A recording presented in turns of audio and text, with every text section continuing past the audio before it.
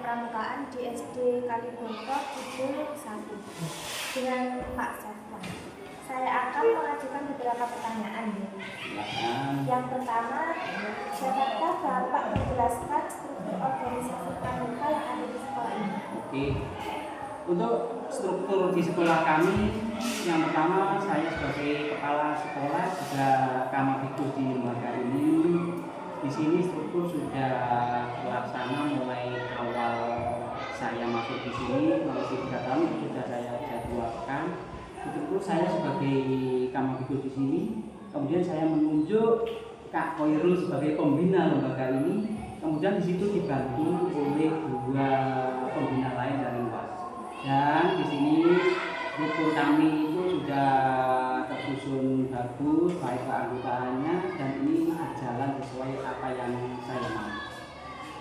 Pertanyaan kedua, bagaimana cara Bapak dalam menentukan jadwal kegiatan pramuka di sekolah ini? Ya, di sini pertama-tama saya sebagai kepala sekolah tentunya saya mencari waktu yang longgar untuk anak-anak, maksudnya jam pembelajaran yang longgar. Makanya di sini kegiatan latihannya saya taruh di hari Sabtu, yaitu untuk apa? Biar tidak mengganggu pembelajaran anak pada waktu jam-jam efektif, karena hari Sabtu itu nanti hanya ada beberapa materi yang harus disampaikan.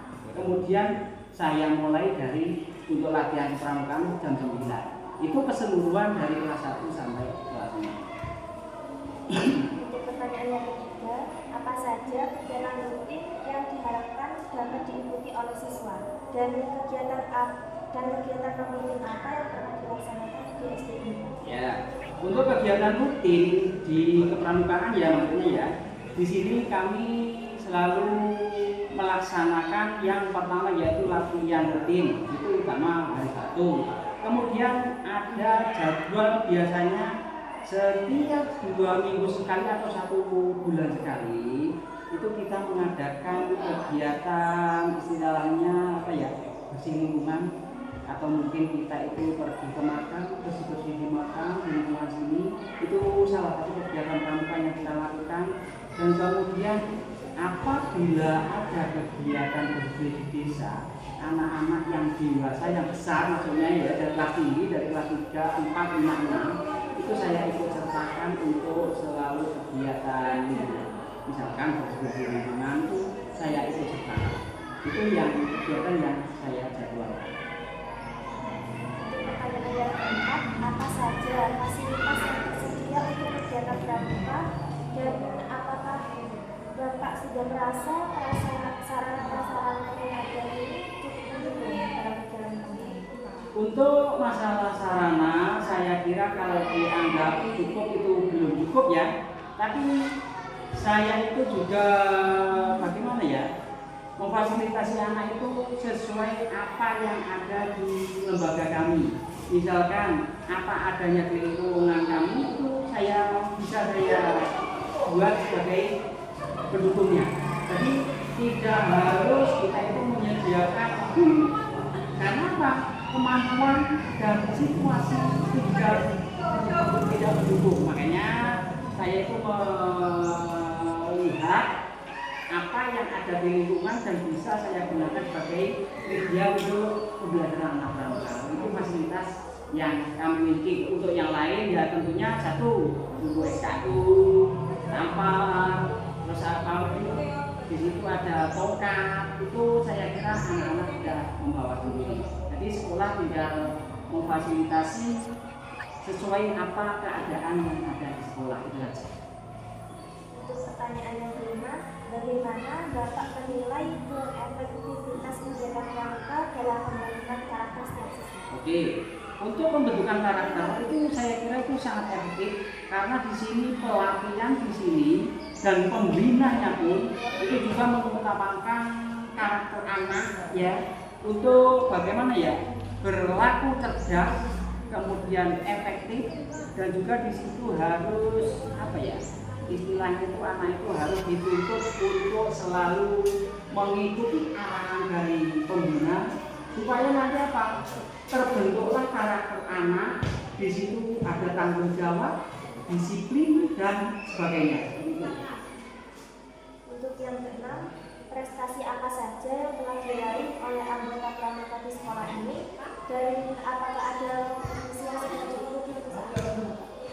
Untuk prestasi itu pernah kita raih. Kalau di kecamatan itu memang jarang ada kompetisi, tapi di kabupaten kita pernah mengirimkan salah satu anak, yaitu di rumahnya di Belakang Arum, itu bisa Garuda.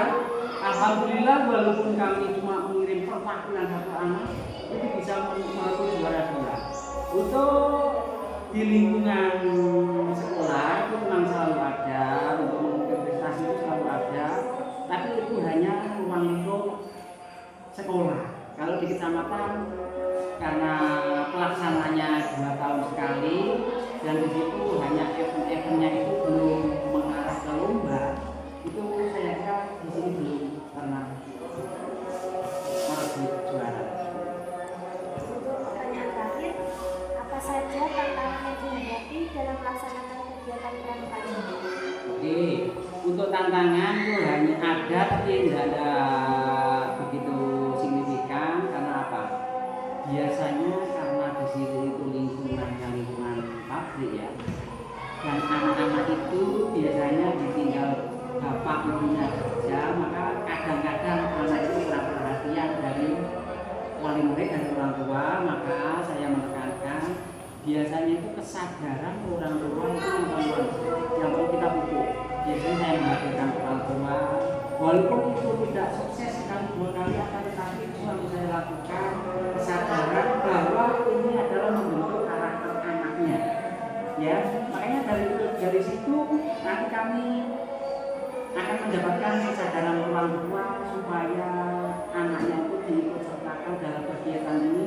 Dan sekarang karena ekstra pramuka itu wajib untuk Kabupaten Lumajang, maka mau tidak mau saya selalu menekankan kepada wali murid supaya anaknya itu diperbolehkan untuk mengikuti kegiatan pramuka ini. Mungkin itu. Bapak, terima kasih atas penjelasan mengenai pramukaan SD ini. Sekian dari saya. Wassalamualaikum warahmatullahi wabarakatuh. Waalaikumsalam warahmatullahi wabarakatuh. Assalamualaikum warahmatullahi wabarakatuh. Waalaikumsalam warahmatullahi wabarakatuh. Selamat pagi. Di sini saya akan melakukan observasi mengenai kepramukaan di SD Kaliboto Kidul 01 dengan Kakak Khairul. Saya akan mengajukan beberapa pertanyaan. Ya. Yang pertama, dapatkah Kakak menjelaskan struktur organisasi pramuka yang ada di sekolah ini? Assalamualaikum warahmatullahi wabarakatuh. Saya sebagai pembina pramuka di SDN Kaliboto Kidul 01 akan menjawab pertanyaan pertama, yaitu tentang struktur organisasi kepramukaan SDN Kaliboto Kidul 01. Seperti itu ya. Yang pertama, saya sebagai pembina pramuka itu di SDN Kaliboto Kidul 1 ada 2 pembina, yaitu saya sendiri, Kak Khairul, sama Kak Nuri, dan dibantu pembina dari luar sekolah, yaitu 2 pembina, kakak pembina, dan kita dinaungi oleh yang namanya Warcap, yaitu pembina pramuka dari Kecamatan Jatiroto sendiri. Jadi strukturnya Warcap itu di atasan kita, setelah itu turun ke lembaga, setelah itu turun ke pembina sekolah, turun ke siswa, seperti itu istilah. Jadi kita dinaungi oleh yang namanya Warcap, yaitu Kepala KPP Kecamatan Jatiroto. Bagaimana caranya dalam menentukan jadwal kegiatan pramuka ini? Untuk menentukan jadwal pramuka di SDN Kaliboto Kidul 01 ya, itu untuk kegiatan rutinnya, Ya. berarti latihan setiap minggunya. Kita sudah melaksanakan rapi cepat dan mendapatkan hari, yaitu dengan melaksanakan rapat di sekolah dengan Bapak Ibu guru untuk menentukan jadwal atau hari kegiatan pramuka itu sendiri. Alhamdulillah kita sudah menjadwalkan pramuka yaitu di hari Sabtu. Biasanya itu kalau sekolah hari Sabtu itu jam kosong, jam kos lah, sekarang seperti itu. Kita mulai pelajaran pramuka atau kegiatan itu di jam 9 sampai dengan selesai. Selesainya biasanya itu jam 9 atau jam setengah 12. Dari 9 mulai, jam 11 atau setengah 11 sudah selesai. Seperti itu. Untuk pertanyaan ketiga, Ya. apa saja kegiatan rutin yang diharapkan dapat diikuti oleh siswa? Dan kegiatan non rutin apa yang pernah dilaksanakan di SD ini?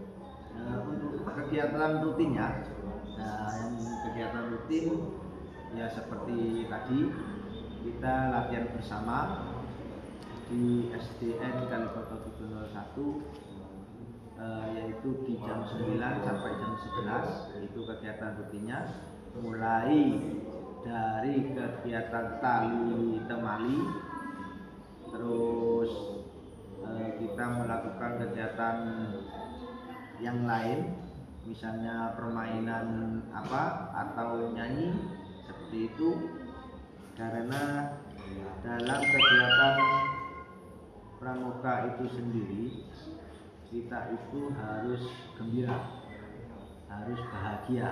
Tidak ada kegiatan pramuka itu sedih, seperti itu. Jadi kita harus bahagia, senang. Gimana caranya anak-anak itu suka dalam kegiatan pramuka itu. Terus selanjutnya itu kegiatan yang non rutin, berarti kita misalnya melakukan kegiatan di luar SD gitu ya. Yang pertama kita pernah melakukan kegiatan perkemahan di Kecamatan Jatiroto sendiri, yaitu mengikuti perkemahan kita mengeluarkan satu kelompok PA, satu kelompok PI, yaitu jumlahnya 10 siswa dan 10 siswi per regunya. Jadi kita mengeluarkan 2 regu untuk mengikuti perkemahan di Kecamatan Jatiroto sendiri. Terus yang kedua, kita pernah melakukan yaitu namanya Pramuka Garuda. Itu dilaksanakan di bumi perkemahan Gelaga Arum namanya, yaitu tepatnya di Desa Senduro. Itu kita mewakili Kecamatan Jatiroto dan alhamdulillah mendapatkan yang namanya piagam atau juara 2. Itu kita mengirim 1 siswa untuk melaksanakan perkemahan di sana yang namanya Pramuka Garuda. Itu. Untuk pertanyaan yang keempat, apa saja fasilitas yang tersedia untuk kegiatan pramuka dan apakah kakak sudah merasa sarana prasarana yang saat ini sudah cukup mendukung dalam kegiatan pramuka? Untuk sarana dan prasarana sendiri untuk SDN Kalijodo 701 itu dinamakan sudah penuh, ya penuh. Katakan kurang juga kurang, gitu. Iya. Kenapa seperti itu? Untuk pramuka sendiri yang utama itu adalah tenda, kan seperti itu. Kalau kegiatan di luar sekolah, yang pasti kita membutuhkan yang namanya tenda. Kalau alat permainan itu mungkin kita bisa mencari secara cepat atau dadaan lah, itu kayak alat PMI kesehatan, itu kita bisa mencari secara cepat, 1 hari mesti dapat. Itu lain dengan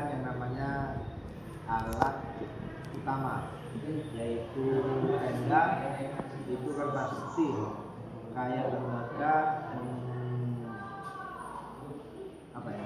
mengadakan kemah itu pasti harus ada tenda. Kalau itu sudah tersedia ya? sudah tersedia dari sekolah. Terus kalau tongkat sama tampar itu siswa sendiri yang adakan atau beli sendiri seperti itu. Untuk pertanyaan yang kelima, bagaimana Bapak menilai efektivitas kegiatan pramuka dalam pembentukan karakter siswa? Untuk pembentukan karakter siswa, itu biasanya saya lakukan dengan penilaian yang namanya buku SKU sama buku SKK. Itu di sana sudah lengkap kegiatan mulai dari pembentukan karakter, terus kegiatan permainan. Di situ sudah ada yang namanya buku SKU atau SKK, dan juga di sana ada kegiatan tertentu untuk kenaikan golongan. Contohnya dari golongan siaga menuju atau mau naik ke tingkat penggalang, seperti itu nilainya. Untuk yang keenam, prestasi apa saja yang telah diraih oleh anggota pramuka di sekolah ini, dan apakah ada kompetisi yang sedang diikuti untuk saat ini? Untuk saat ini sendiri masih belum ada kompetisi yang diikuti, karena untuk jadwal dari kabupaten sendiri masih belum ada jadwal pramuka. Cuma untuk antisipasi kita tetap melakukan latihan rutin, yaitu di hari Sabtu. Jadi kita misalnya nanti dimintai dari Warcap atau kabupaten sudah tersedia siswa kita yang berbakat untuk dikirim. Terus tadi apa lagi? Prestasi. Wah, untuk prestasi sendiri, yang pertama kita melakukan kegiatan jelajah medan, yaitu waktu kemarin tidak salah, itu kita melakukan dengan SD lain. Nah, kegiatan jelajah medan tetap ada nilainya, seperti itu. Alhamdulillah untuk SD kita sendiri mendapat juara 1 dari 2 lembaga kemarin melakukan namanya jelajah medan. Jelajah medan itu sendiri bisa dilakukan di dalam satu lembaga atau bisa dilakukan dengan 3 lembaga atau campuran, asalkan ada izin dari Warcap, yaitu atasan kita. Untuk pertanyaan yang terakhir, apa saja tantangan yang dihadapi dalam melaksanakan kegiatan pramuka ini, dan bagaimana solusi yang diterapkan untuk mengatasi tantangan? Untuk tantangannya yang pertama masalah seperti ke pramuka lengkap seperti itu. Tantangannya yaitu anak-anak biasanya baiknya nggak dipasang seperti itu. Yang namanya anak ya, ada yang bandel, ada yang enggak seperti itu. Terus biasanya waktu kegiatan atau latihan rutin tidak bawa tongkat seperti itu. Itu tantangan kita untuk menghadapi anak, supaya anak itu sendiri bisa tanggung jawab. Waktu pramuka harus memakai pramuka lengkap, membawa tampar, terus membawa tongkat. Bagaimana caranya? Kita harus ngasih arahan kepada anak tersebut, yaitu dengan cara mendekati atau dengan cara dipanggil ke mana, ke UKS lah, misalnya itu ditanya apa permasalahannya, seperti itu. Terus apa lagi? Solusinya? Solusinya itu tadi ya, mendekati anak tersebut, Berarti kalau misalnya ada kayak kekurangan atribut, Nah, itu ada hukuman. untuk sementara ini kita biarkan dulu untuk kelas rendah. Kelas rendah itu kelas 1 sampai dengan kelas 3. Tetapi kalau kelas 4, 5, 6 itu pasti ada hukumannya. Kalau kelas rendah masih kita toleransi karena masih usia dini lah, masih belajar. Tapi kalau kelas 4, 5, 6 itu sudah ada hukumannya sendiri, kekurangan atribut atau gimana. Terima kasih kepada Kak Khairul atas penjelasan mengenai kepramukaan di SD ini. Sekian dari saya. Wassalamualaikum warahmatullahi wabarakatuh. Waalaikumsalam warahmatullahi wabarakatuh.